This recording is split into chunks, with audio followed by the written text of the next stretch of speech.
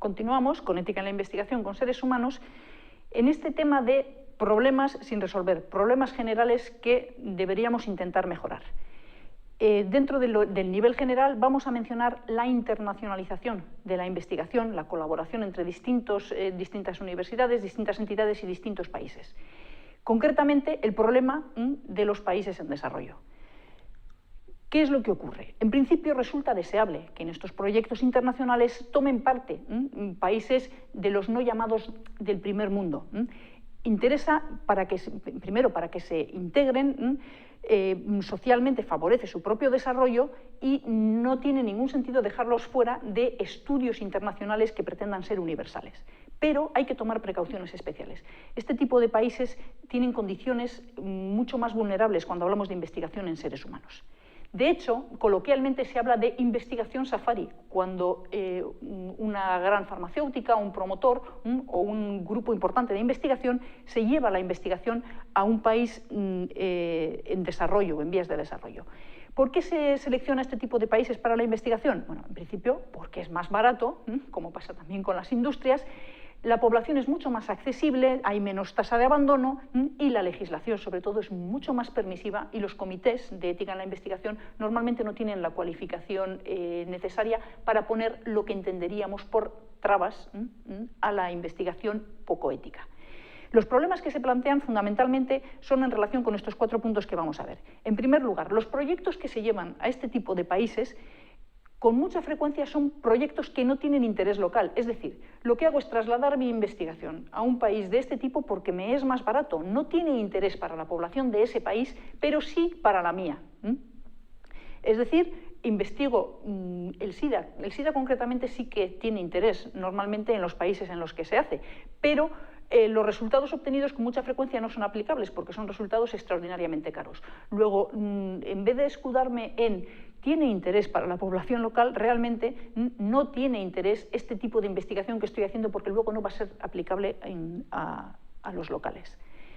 Por otra parte, un segundo punto que genera problemas, el nivel de cuidados, lo que se llama el estándar. Cuando yo estoy buscando un grupo experimental y un grupo control, el grupo control tengo que tener en cuenta que no es lo mismo que en la investigación en nuestro medio, porque el nivel de cuidados medio en esa población no es igual que en la nuestra.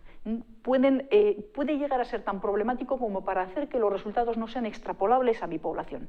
Es decir, estas poblaciones pueden tener problemas endémicos, infecciones, problemas básicos de desnutrición, que pueden alterar los resultados de la propia investigación, con lo cual el diseño ya estaría viciado desde el comienzo. Otro de los problemas que han tenido que ser abordados incluso en la Declaración de Helsinki es lo que se llama la disponibilidad futura de un tratamiento que sea beneficioso para la población. Ejemplo clásico, volvemos al SIDA.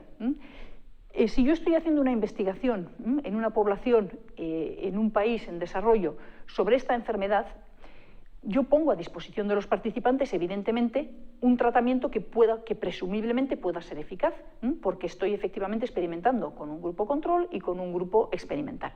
Una vez que obtengo buenos resultados en esta población, a las personas que han participado, yo termino mi estudio y les retiro el tratamiento. El caso del SIDA es paradigmático, porque son tratamientos a largo plazo. Has terminado el estudio, te retiro el tratamiento, adiós. Bien.